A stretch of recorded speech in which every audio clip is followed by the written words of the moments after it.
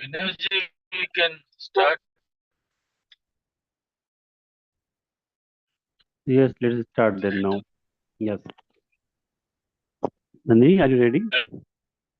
Yeah.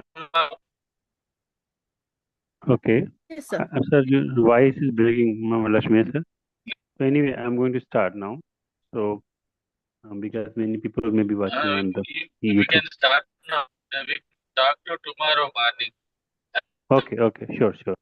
So good Line, evening to all of you. please. Yes, yes. Let's start then. Good evening to all of you. Today's lecture is on tribal rights and constitutional provisions, ground realities, and the role of social media in youth education. And we have with us Dr. Nandini. She is the founder of Adivasi Geotags, which is a digital initiative dedicated to sacred sites such as hills, forests, and groves of India's indigenous community. She has completed her PhD from NIT Rourkela, and she is currently working as a researcher at Center for Public Policy and Governance, Goa Institute of Management. She is also a fellow of Adivasi Studies, University of Groningen. Her research area spans from Adivasi studies, digital media, public policy to environmental justice and climate change. So welcome, Dr. Nandini. Lakshmi sir, you want to say something before I invite Dr. Nandini? Lakshmi sir, you want to say something? Okay, this is why not. So Nandini, please go ahead. Yeah. Thank you, Vinod, sir, and also thank you for the organizing team for inviting me for this talk. I've just finished my PhD, and I think I'm not at this position to talk in front of such prominent professors and organizers. But still, I would like to thank you for giving me this space. So I think before starting this lecture today, I would just start uh, with a motivation why I am into research and why tribal studies.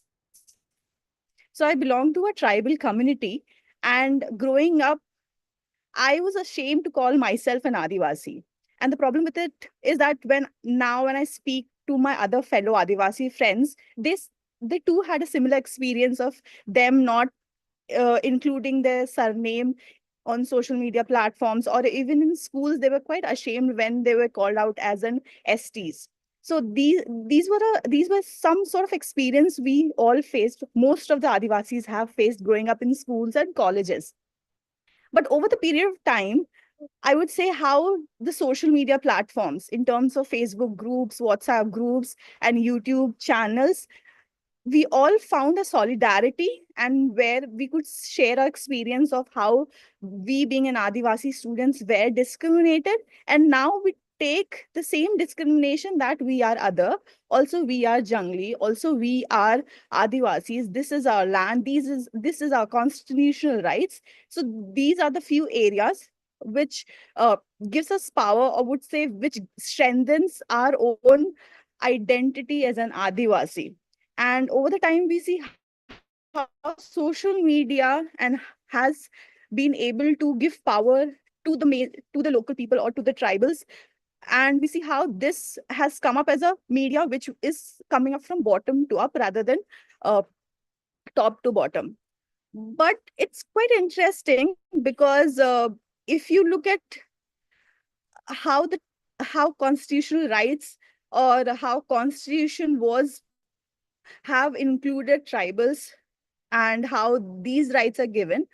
So the first aspect we would see is that how constitution gives you the fundamental right of being or practicing their own religion, practicing their own identity, practicing their own culture. Even in Article 15 of the Indian Constitution, we see how people should not be discriminated in terms of race, religion, caste, and such others. But we see how these constitutional rights are actually not being practiced on ground. Now, if I would just ask you to open a YouTube platform and just type Adivasi, you would see several Adivasi videos posted by non-Adivasis, and which picture Adivasis as if you just read the caption on the YouTube page, there are a day with Adivasi. I mean, what does a day with Adivasi mean? Adivasi can be sitting next to you in a classroom, can be sitting with you next in a train or in an airplane, right? But when you look at those YouTube channels, you would say how they portray Adivasi still as people living in jungle and singing Jhinga Lala Hoo Hoo or as savage. And where does this particular description come from? These come from the first narratives by the Britishers when they came to India and when they had to, when they first came in contact with the tribals, they were unable to discriminate in terms of the high caste Hindus. And they saw that tribals are not similar to the high caste Hindus in terms of food habits, in terms of language, in terms of culture. So they name them as savage and uncivilized. But this particular terminology, we can see that it is still being prevalent till date. And if there was a question on why this is still prevalent, we would see that how the mainstream media is still portraying Adivasis as someone who is a savage, who uh, wears leaves and travels, and such others. If you look at YouTube, or even if you look at the mainstream newspapers and news channels, they somehow portray it in a similar manner. I recently saw a video of a professor from the Adivasi community, and she was telling that Adivasis, when if they go in a very normal cloth, in a very casual cloth in Delhi, they're still treated as people, as house helps. Why does this come from? The entire idea of how Adivasis, if uh, they have a peculiar image and how they are seen as quite kind of lower than the mainstream media. So when we talk about the constitutional rights and the ground reality, we see there's a huge gap between this. Also, the other aspect of constitutional rights, when we look at it, in terms of how uh, Article 244, that's fifth schedule, gives tribals the right uh, to control their own land. But in terms of, if we talk about PESA Act, that has not been implemented in Jharkhand. It's, I mean, I believe the gap between what constitutional provisions is for the tribals and what the ground realities are are far far behind each other, and it's a huge gap. So for today's topic, I would like to see how tribal youth in today are using social media platforms to, in terms of circulate the tribal rights, in terms of constitutional rights, how they're strengthening it by coming together as a community. And second, how they have been mobilizing politically and socially in terms of social media platforms in both online and offline platforms. And third, we look at how they have been using social media to strengthen their constitutional rights in terms of strengthening their culture, protecting their cultural rights, protecting their language in terms of educational rights, and also economic aspects.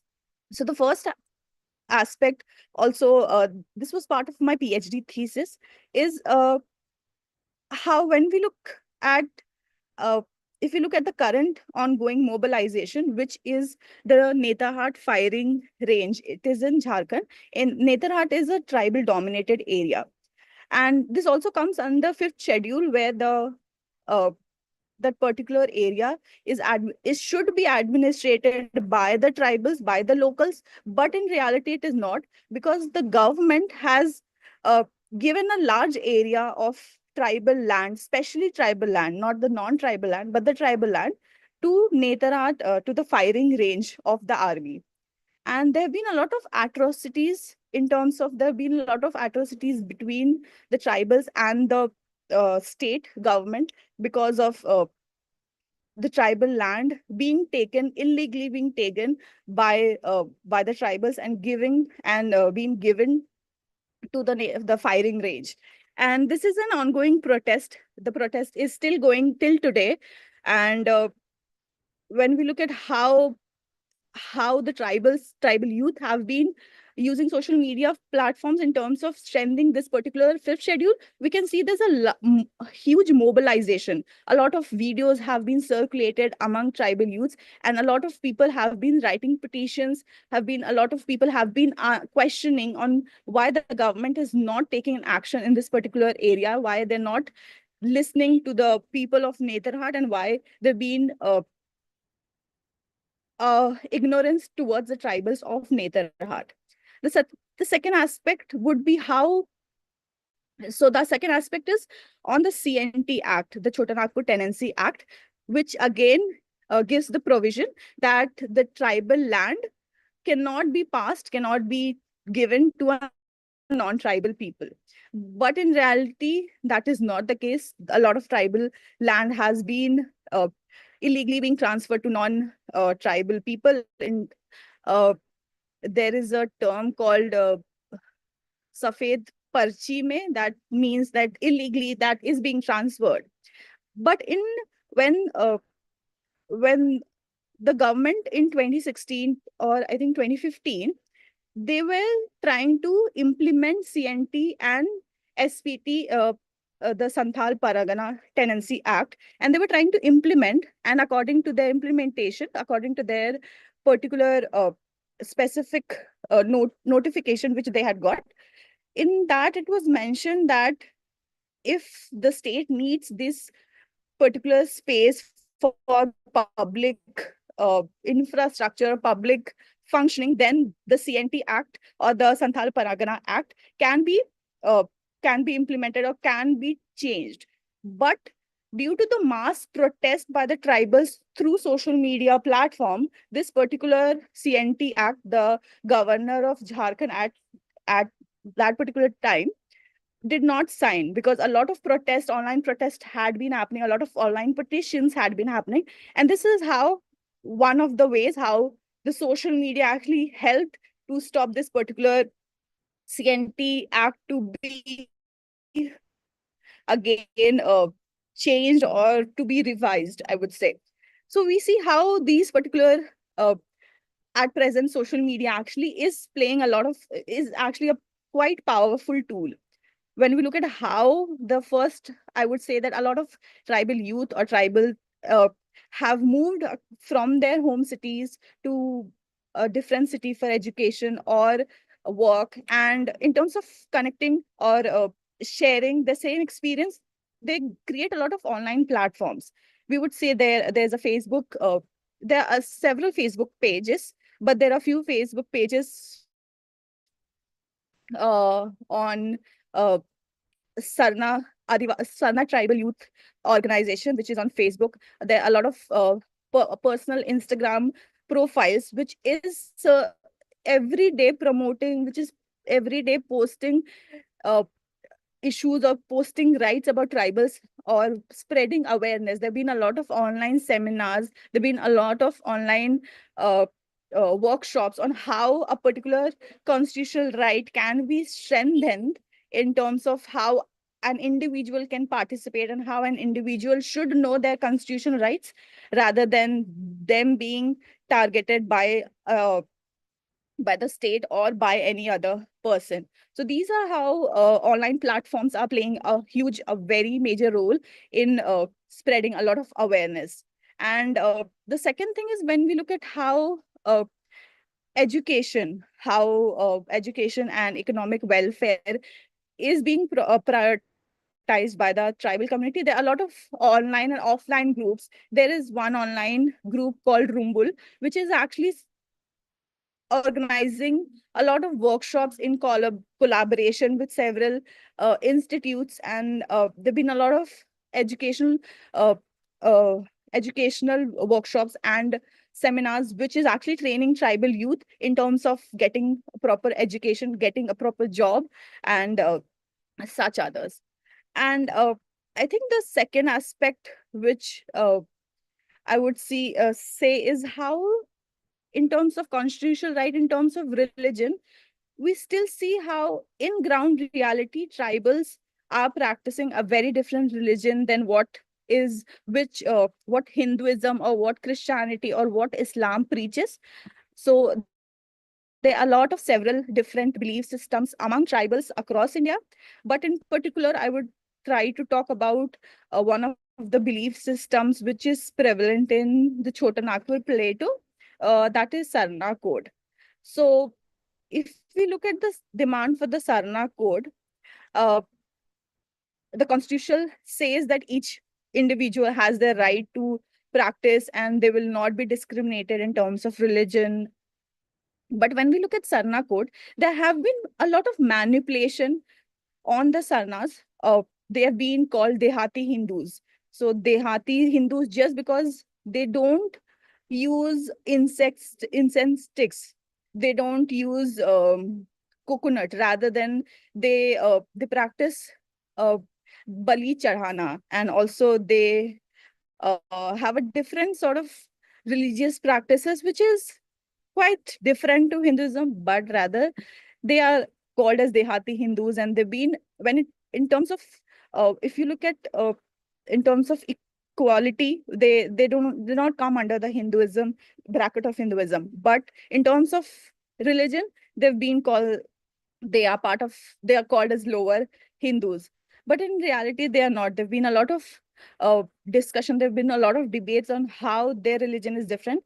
First, we look at how uh, the Sarna code, they do not believe in hell and heaven. In terms of Hinduism and Christianity, they do believe in there's an life, and if you do good in this particular life, you'll go to heaven. If you do bad, you'll go to Narak, so on. But if you look at the tribal religion, they do not have this concept. They believe that after death, the the soul resides in their home and they guides them. And the other aspect is how these particular sarna sthal is again an open ground rather than a brick or a concrete institution where which is quite similar in the Hindu temple or Christian how we can see how they are different in terms of other religion. But again, they've been not given the status of religion. They believe the state thinks that it's just a belief, and it cannot be included in the bracket of religion, which again, if you see, it does not. And the other aspect is in terms of the population of the Sarna, the followers of Sarna, the tribals who follow Sarna are quite large in number than the people who follow Jainism.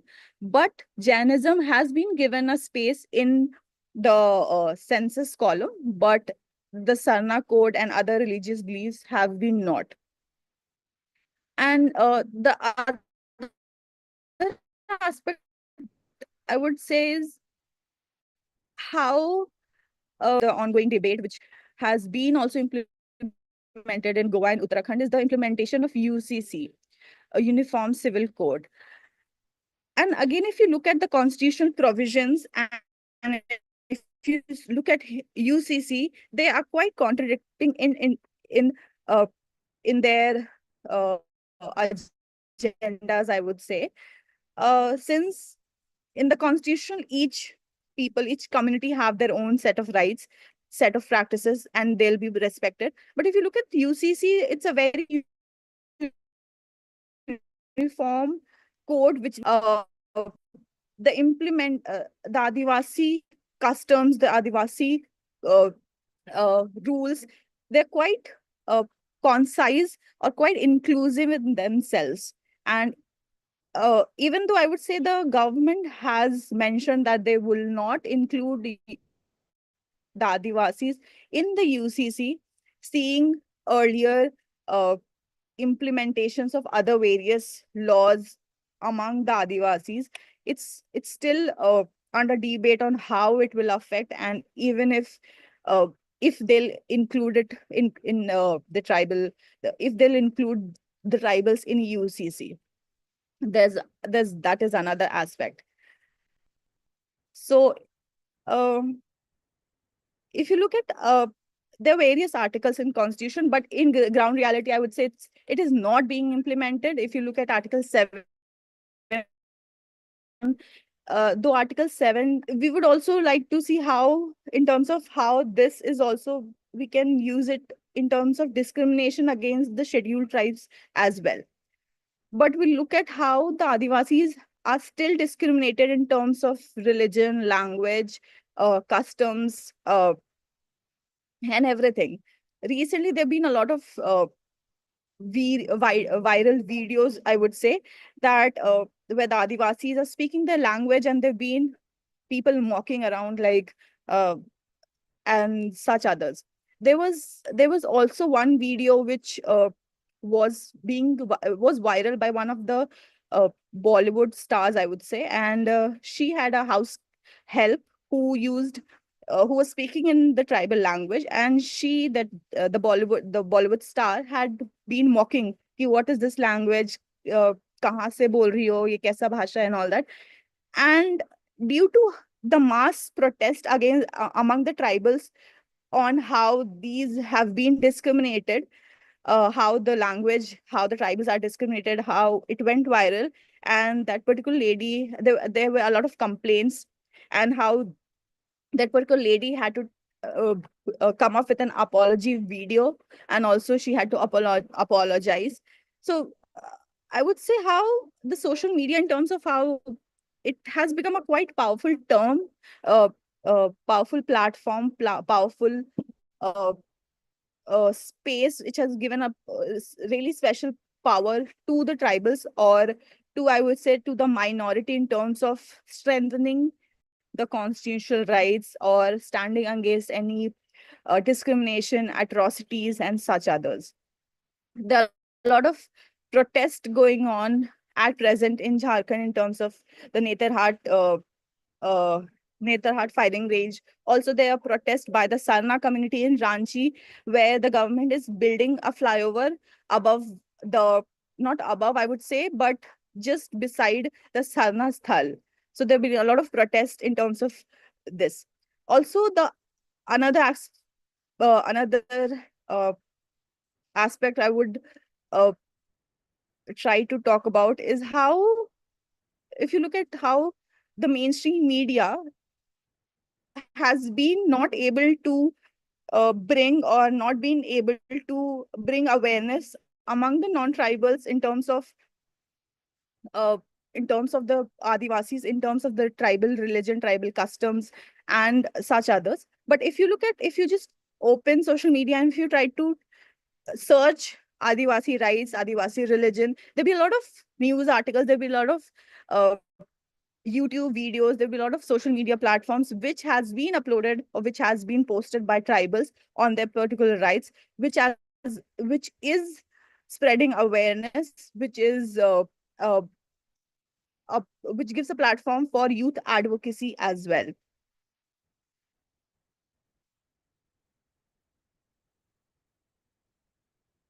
Vinod sir, do I have time, or Yes, yes, yes. Please carry on. Yes, yes. You have time. so also, Please continue. okay, Yes.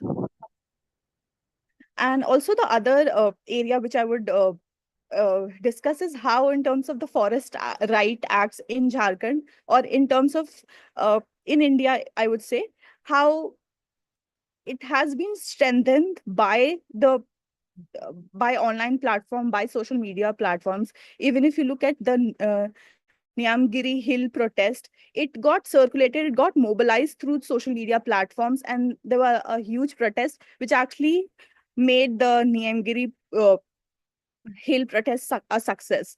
And if you look at present, uh, a lot of terms of Adivasi customs, religion, and such others are being, I would say, archived on social media platforms.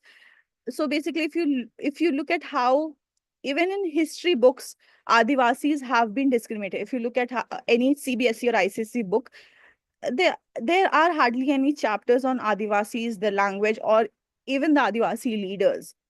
But what social media, or what tribal youth are at present doing, they are rewriting their identity in terms of who we are, and we are not what the others have or has named us, or how the outsiders view us. But at present, they have they have gained this power through social media to actually write about themselves, their identity, their custom. They have been documenting their religious festivals. They've been documenting their marriages. They've been coming up with vlogs. They're coming up with videos, and they're actually, I would say, this is a re-tribalization sort of, if we would say in that way.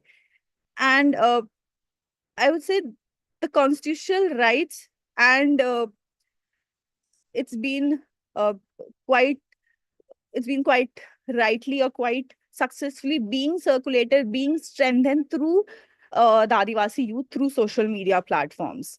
And yeah, I would like try to keep it short. And if there's any question or discussion, I would like uh, love to have a discussion on this. Okay, Dr. Nandini, you want to conclude now, right? Yes, Yeah. sir. Okay, thank you so much. And literally, you covered so many untouched areas, which many of the traditional literature on tribal issues has not been touched upon. And you rightly mentioned that on the textbook also, it has been quite discriminatory in terms of portraying the about the tribal culture and languages, also glorifying certain important aspect of that. So thank you so much, Dr. Nandini. Now we want to open it for the questions. Like, yeah, please come and ask the question. Unmute.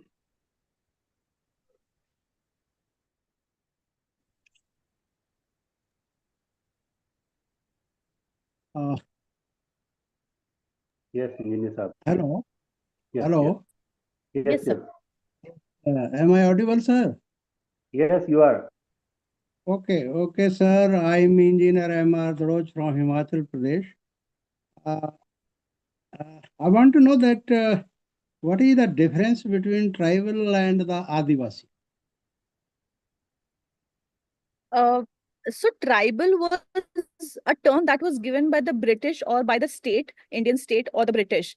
But Adivasi term was used first by Jaipal Singh Munda during during the formation of Adivasi Mahasabha, or when Adivasi, I would say it's like a very powerful term. It was a very politically loaded term to counter the term tribal or to counter the term indigenous and such others. So Adivasi is quite, uh, it comes from a particular region, that's Chota Nagpur Plateau. So it has been come up with there. And I would say if you look at uh, the term Adivasi, it cannot be implied to the tribes of Northeast India. It would only imply to the tribes of Chota Nagpur, because I would say it is a very politically loaded term, which was coined.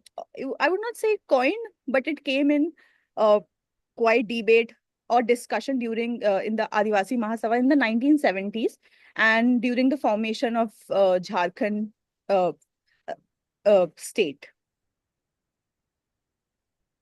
Constitutionally, are they same? Sorry, sir. Constitutionally, are they same? So Same. constitution does Constitution not. is being applied. Yes. A special this statement is given by the Constitution to the Adivasis or to the tribals. Is there any difference? So the constitution does not use the word Adivasi. It uses scheduled tribe.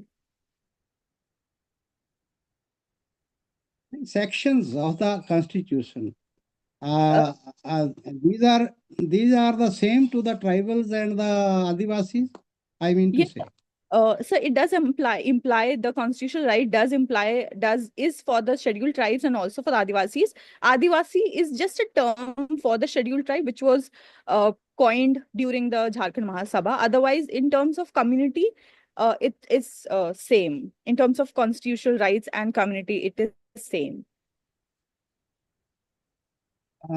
As you said, Dr. Saab, after visualizing the culture of the tribals, Adivasis, the non-tribal people, they declare them savage. Is it the fact that they are so this uncivilized, cruel, fiercely angry, and naked and barbarous persons?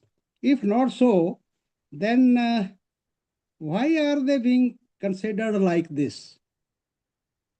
Uh, so I would say till now, till present, Adivasi has been used as a very derogatory term by the non-tribals. I would not say all the non-tribals, but it is a very derogatory term to Adivasis. There have been a lot of, in a very normal conversation also, Adivasi is used as to a person who is, I would say, uh, if they act in a very particular way, if they eat raw meat or something, or if they are living in the jungle or something, in a very derogatory way, they use that this is an Adivasi. That is one aspect, which is why the term Adivasi has been till date uh, used by non-tribals as in a very derogatory form. Okay, ma'am. I want to, my supplementary question is also there that under PESA Act in tribal, the scheduled castes are also declared scheduled tribes there who are residing in the tribal areas. So they are unable to compete on every platform, especially in politics. So they are not being elected even in panchayats. What to speak of MLAs, etc. Is PESA Act is helpful to the scheduled caste community residing in the tribal areas? Uh, Sir, if you look at historically, the scheduled caste uh, did not have land, whereas the scheduled Yes, tribes did have land yes, and did have the forest resource. So if you look at PESA Act, uh, it gives power to the panchayat, it gives power to the local administration of the village panchayat to take decisions for the village. But in terms of right, right. how scheduled caste will be benefited or not, uh, I'm not, I cannot, I'm not able to answer. Maybe Vinod sir could help with I'm that. not In, tribal in, express. in tribal area, there are so many castes, ma'am. Yeah. Yes, There are sir. so many castes. Rajputs are there, Brahmins are there, and Vaishyas are there. And as scheduled caste, they can't compete in elections of panchayat even. Yes, sir. Because this panchayat has power of PESA Act Yes, there. sir. And they don't allow them to come forward. Yes, sir. This I have seen. Yeah, this is the problem. So What is are you there saying? any, you see, You are saying that in tribal areas, yeah. scheduled castes are not uh, allowed to contest election, right? Is your question? in PESA Act, there are powers with the panchayat. Mm-hmm. Okay? Yes, and Yeah. yes. What the higher caste people who are residing in the tribal areas, because caste system is there also in the tribal areas, Mm-hmm. right? Yes, The sir. scheduled castes are also residing in the tribal areas. Yes, sir. And the opportunity is not given to them to even fight to this compete in elections, because Mm-hmm. they will not be elected on the base of caste. They can never be, and they are not being elected for the last so many years. Yes, sir. This is the height. How can they come forward in the mainstream? So you're talking about scheduled caste or scheduled tribe In in Himachal PESA?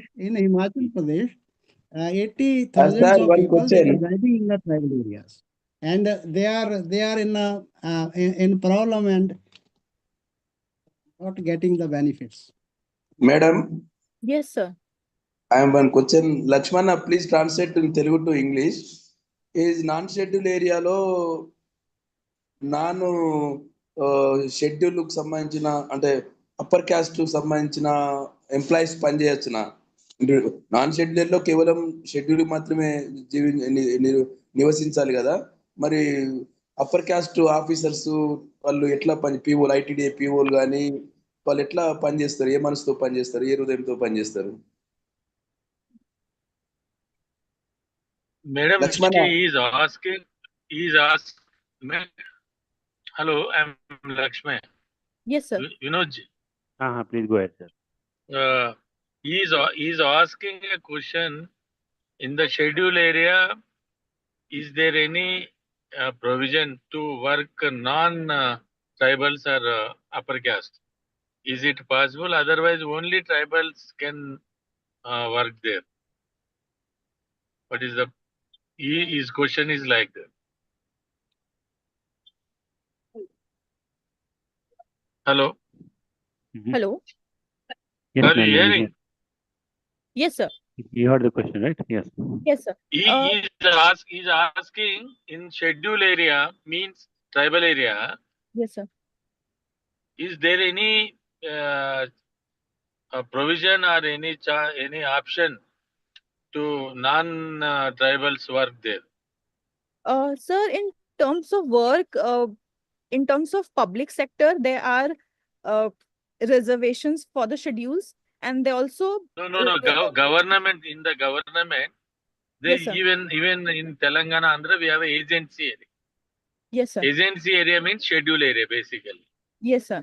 There is a 1 of 70. All those things can apply. PES Act also can apply. Yes, He sir. is asking officers are working non-Dalit from non-tribals. Yes, sir. How is it correct or not? That is his question. Sir, there are non-tribals working in scheduled areas as well. Uh, but again, it depends on if they're working in public sector or private sector.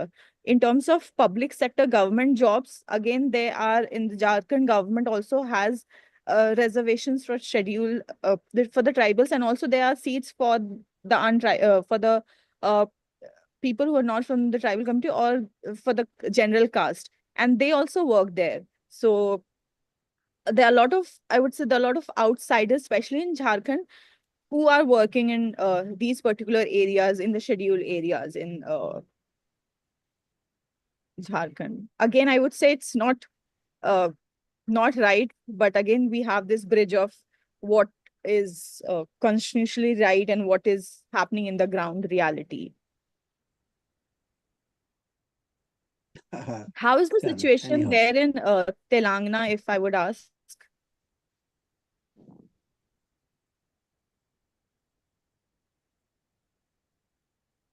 Ashwin, sir, this question is for you. What is the situation in Telangana regarding tribal areas? The tribal area is the teachers and all low, what is the 4th class, 5th class teachers. They are all tribals, I think. Then officers and other things are there appointing from the government, non-tribals also. Okay. That is the things going on. Okay.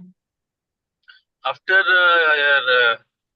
Forest Rights Act, even Dalits also not allowing to contest elections. Before that, they contested the Gram Panchayati local body election. That's the one confusion is going on. Okay. Then basically teachers and low level jobs are only tribes, but other group 1 exam, group 1 employees, group 1 officers, I think they are non-tribals also. Oh, okay. అన్నా అన్నా చెప్పండి. లక్ష్మణ అన్న, ఇప్పుడు నేను ఒక వారం రోజుల నుంచి ఆదిలాబాద్ జిల్లాలో తిరుగుతున్నాను. ఈ ఉట్నూరు ఐటీడీఏ పరిధిలో ఎక్కడ కూడా ఈ గిరిజన సంక్షేమ పథకాలు ఉన్నాయి. ఆ పథకాలు ఎక్కడ కూడా అమలు కావట్లేదు. ఒక హాస్టల్లో ఇచ్చోడానికి ఒక గిరిజన ఆశ్రమ పాఠశాలలో కూడా ఒక అమ్మాయి అనుమానాస్పదంగా చనిపోయినప్పటికీ కూడా ఆ హాస్టల్లో గత 10 సంవత్సరాలుగా 12 సంవత్సరాలుగా ఒక మేలు హెడ్ మాస్టరే ఉన్నాడు. అందరు టీచర్లు అందరూ ఉమెన్ ఉన్నారు. సారీ, మేల్ టీచర్ ఉన్నాడు. అంటే ఇక్కడ ఆర్ఓఎఫ్ఆర్ యాక్ట్ అమలు కావట్లేదు. చాలా కేసులు ఉన్నాయి. మేము ఇక్కడ పైలట్ ప్రజావాణి నడుస్తా ఉంది ఇది ఆదిలాబాద్ లో.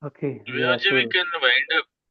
Yes, sir. Thank you so much. And also, this is going to be 8 p.m. The Thank you. Nandini, I think, Vinod, 1 minute. Yeah, please go ahead. Can I speak? Yes, yes. Nandini, thank you very much on behalf of organizing committee. I think your presentation is very good. Please Thank you so much, sir. write down and send to Vinod sir. Yes, sir. Your presentation should be right. You can mention other things also in the writing form. And Yes. you cannot stick on whatever you speak here. You have to be more Yes, sir. elaborate and more informative. Whatever your ideas, you can put it down. Nothing in Thank you very much. I think another thing is Thank you, next sir. year, Vinodji, Yes, yes. I before these are my idea, we can discuss later. Whoever presented, whoever spoke on different subjects, I think next year, January 26th, 2026, we have to meet at Hyderabad. All our presenters, all our speakers. I think I'm thinking in this line it could be big gathering of the galaxy of our presenters, speakers, professors, whoever may be. That is another idea. That's why from this onwards, I will discuss tomorrow. But this onwards, we have to tell the 26th January 2026, we have to be in Hyderabad. Yeah. Dr. Nandini, Lakshmi sir is the chairman of Center for Dalit Studies, just for your information. Thank you so much, sir. Nandini, where are you staying? Okay, thank you. Nandini, where are you staying? Sir, I'm actually working in Goa Institute of Management. Sir, I'm in Goa. Yes. Great. Next year, 2026, you have to be in Hyderabad, 26 January. Yes. So, Sure, sir. Lakshmi sir, she is a part of our Ambedkar Summer School cohort. So she's very much connected, and definitely she will write one more article for us on the issue. Yes. Okay, Dr. Nandini, we are aiming to publish all 75 lectures. So we will also request you to write one article on tribal issues which you have talked about. Okay, sir. apart from what we are publishing in Ambedkar Summer School, right? Okay, sir. yeah. Yes. Okay. Thank you, Nandini. Thank you so much for coming in such short notice. Yeah. Thank you. Bye. Good night. Good night, all of you. See you again on Saturday.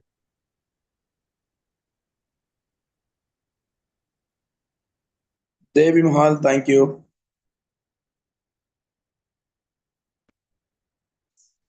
ప్రపంచ సుందరి పోటీలపై సామాజిక సంఘాల సమావేశం అడగవాలన్నా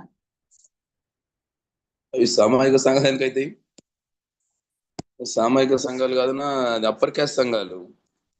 అవి సామాజిక సంఘాలు కాదు, అవి కుల సంఘాలను పెట్టండి.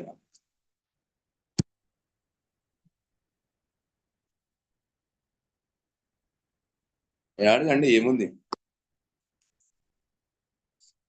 ఏం మాట్లాడుతుందో తెలుస్తుంది కదా. What is your opinion in అందాల పోటీని ఏమంటారు? Beautiful competition in Hyderabad in women.